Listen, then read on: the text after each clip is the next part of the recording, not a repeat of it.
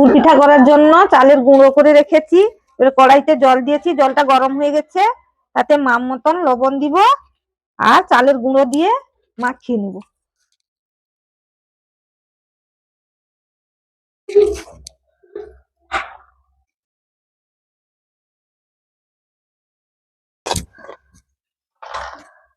বন্ধুরা দেখো কি সুন্দর মাখানো হয়ে গেছে।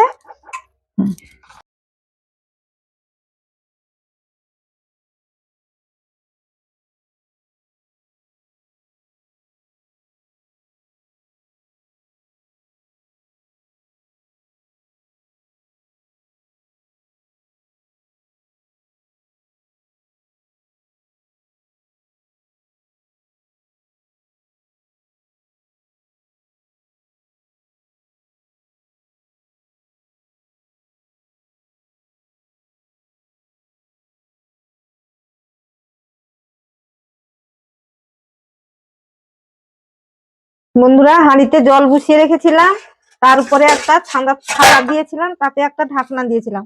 এবারে বন্ধুরা দেখো ভাপ উঠে গেছে, জলের ভাপ উঠে গেছে, তাতে আমি পিঠেগুলো দিয়ে দিব। পিঠেগুলো পরপর সাজিয়ে দিব। এইভাবে 15 মিনিট ভাপে পিঠেগুলো রেখে দিলে পিঠেটা তৈরি হয়ে যাবে।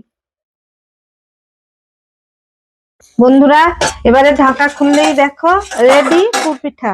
তাতে একটু জল দিয়ে দিব, দিয়ে এবারে নামিয়ে নিব। দেখো এবারে হয়ে গেছে, আর বসলো না, এবারে হয়ে গেছে।